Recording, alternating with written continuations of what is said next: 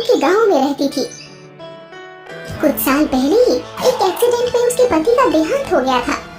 ऐसे में गरीब रमा बड़ी मुश्किल से दीपा का लालन पालन कर रही थी। घर चलाने के लिए दूसरों के घरों में रमा झाड़ू पोछा का काम किया करती थी।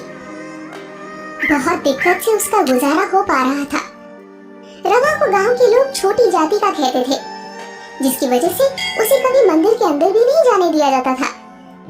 धीरे धीरे दीपा बड़ी होती गई और अब वो 7 साल की हो गई थी।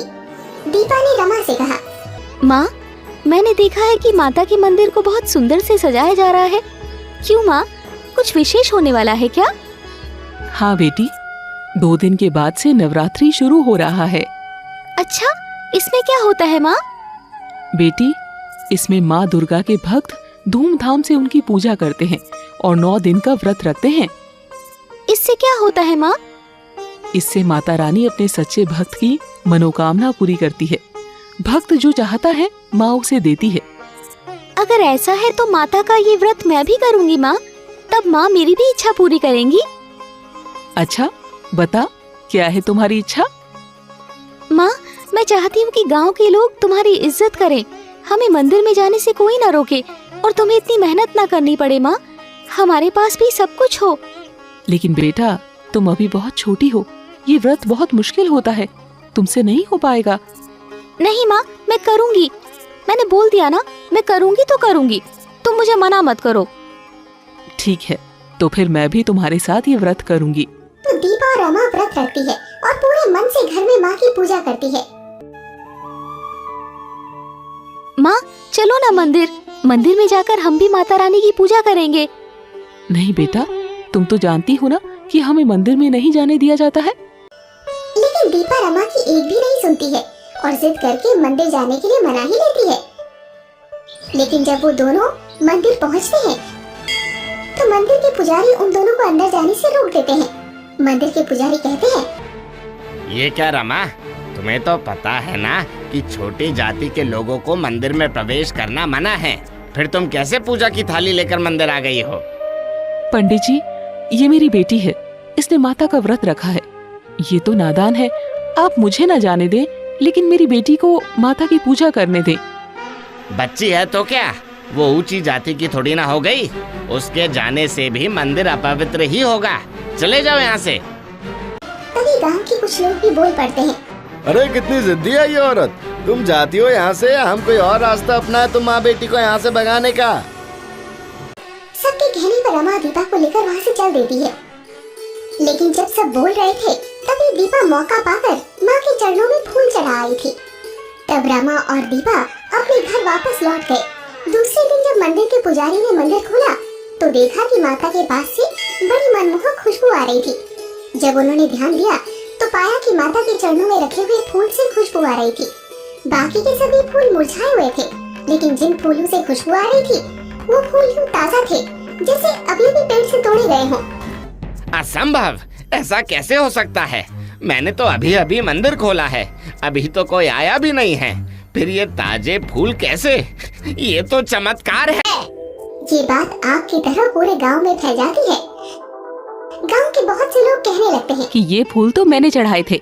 अरे ये वही फूल हैं जो मैंने चढ़ाए थे। क्या बात कर रहे हो तुम? हरिया तो बोल रहा था कि वो फूल उसने चढ़ाए हैं। हाँ हाँ छोड़ो, वो तो पवन की माँ भी कह रही थी कि वो फूल उसने चढ़ाए हैं, लेकिन सच तो ये है कि वो फूल मैंने चढ़ाए हैं। पूरे गांव में कई दिनों तक ये चर्चा चलती रही, जबकि सच तो ये था कि वो फूल दीपा ने चढ़ाए थे और उसकी सच्ची भक्ति से माता रानी प्रसन्न थी। धीरे धीरे दिन बीत गए और अष्टमी आ गया। रमा ने दीपा से कहा, बेटी, तुमने बहुत कठिन व्रत किया है, भूखी रहकर माता की पूजा की है। माँ, मुझे तो भूख लगती ही नहीं, ऐसा लगता है मानो मैंने अभी अभी पेट भरकर खाना खाया है। ये तो माता रानी की कृपा है तुम पर बेटी। कल नवरात्रि है, कल के दिन 9 कन्या को खिलाने से पुण्य मिलता है, लेकिन हमारे पास तो कोई कन्या आएगी ही नहीं, हम किसे खिलाएंगे बेटी? दीपा भी सोच में पड़ जाती है। अगले दिन नवरात्रि को सुबह सुबह दीपा पूजा कर रही होती है। दीपा माता रानी से कहती है, माँ, हम कन्या कैसे खिलाएंगे? हमारे यहाँ तो कोई आता ही नहीं, आप ही को कुछ करना पड़ेगा माँ, नहीं तो मेरी माँ बहुत दुखी हो जाएगी। और मैं अपनी माँ को दुखी नहीं देख सकती। माँ, कन्या को खिलाने के लिए क्या बनाओगी? बेटी, कोई आएगा ही नहीं, हम क्या बनाएं?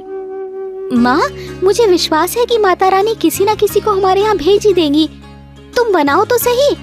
पता चला कि कन्या हमारे यहाँ आ गई और तुमने कुछ बनाया ही नहीं। रमा बहुत परेशान हो जाती है। उसके पास बनाने के लिए कुछ था भी नहीं, लेकिन दीपा का मन रखने के लिए वो रसोई में जाती है। और जब वो राशन का डब्बा खोलकर देखती है तो उसमें राशन भरे थे। वो खुशी खुशी कन्याओं के लिए भोजन बनाती है और कन्या के आने का इंतजार करने लगती है। तब दीपा घर के मंदिर में ही माता रानी के पास जाती है। माँ, देखो, मेरी माँ कब से इंतजार कर रही है, लेकिन अब तक कोई आई ही नहीं। माता रानी दीपा की प्रार्थना सुन लेती है और 9 कन्या का रूप धारण करके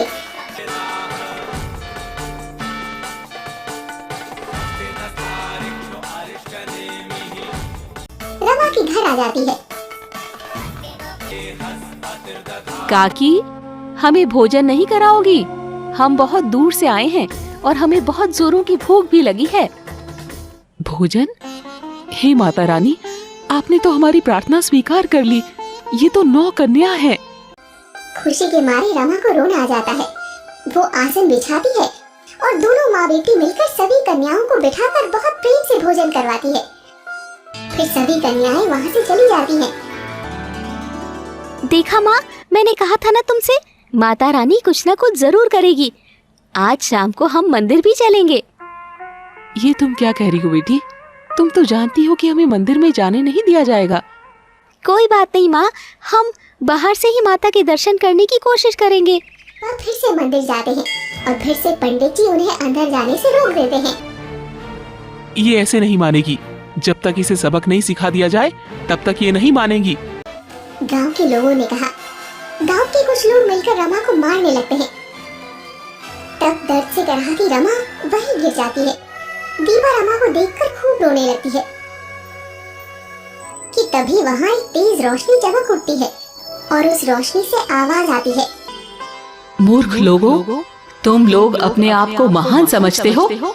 तुम लोगों ने मेरी सच्ची भक्त को तकलीफ दी है। मैं तुम सबको इसकी सजा जरूर दूंगी। तब सभी गांव के लोग समझ जाते हैं कि ये कोई और नहीं बल्कि स्वयं माता दुर्गा हैं। मंदिर के पुजारी ने कहा, हमें क्षमा कर दो माँ। गांव के लोगों ने भी कहा, हमें माफ कर दीजिए माँ। तुम सब जिसे नीची जाति के समझते हो, वो तुम सबसे महान है। मेरे मंदिर में किसी को प्रवेश करने से तुम नहीं रोक सकते। ये तो मेरी सबसे सच्ची भक्त है। माँ, मेरी वजह से इन गाँव वालों को सजा मत दो माँ, आप इन्हें माफ कर दो। माता रानी ने कहा, रमा और दीपा के कहने पर मैं तुम सबको माफ करती हूँ। बेटी, तुम्हारी सारी मनोकामना पूर्ण होगी। तुम दोनों का मन बहुत पवित्र है। तुम्हारी वजह से ही इस गांव में मैं कभी कोई कष्ट नहीं होने दूंगी। हमेशा सबकी रक्षा करूंगी। माँ, आप मुझे दिखाई क्यों नहीं दे रहे हो? मैं आपके साक्षात दर्शन करना चाहती हूँ माँ। बेटी, मैं सबको दर्शन नहीं दे सकती, लेकिन तुम्हारी भक्ति ने मेरा दिल जीत लिया है। इसीलिए सिर्फ तुम और रमा मेरा दर्शन कर सकती हो। उस दिन तुम्हारे कहने पर ही मैं 9 कन्या बनकर तुम्हारे घर भोजन करने आई थी। मुझे क्षमा कर दे माँ, मैंने आपको पहचाना नहीं। मुझे क्षमा करे माँ, मैं कितनी मूर्ख थी। तभी माता रानी रमा और दीपा को अपने दर्शन देती है, लेकिन वहाँ मौजूद गांव के अन्य लोगों को रोशनी के अलावा कुछ नहीं दिखाई देता। दीपा, मेरे आशीर्वाद से तुम दोनों की हर इच्छा पूरी होगी। दोनों माता के चरणों में झुक जाते हैं। तभी माँ वहाँ से अंतर्ध्यान हो जाती है। गांव के सभी लोग रमा से माफी मांगते हैं। अब रमा मंदिर में जाकर माता रानी को प्रणाम करती है। जब वो अपने घर आती है तो देखती है वहाँ झोपड़ी की जगह एक बड़ा सा खूबसूरत घर बना हुआ है, जिसमें सारी सुविधाएं मौजूद है। रमा मंदिर के पास ही पूजा का सामान बेचने के लिए दुकान खोल लेती है, जिससे उसे खूब फायदा होने लगता है। दीपा भी स्कूल जाने लगती है और वो हमेशा के लिए माता की सच्ची भक्त बन जाती है।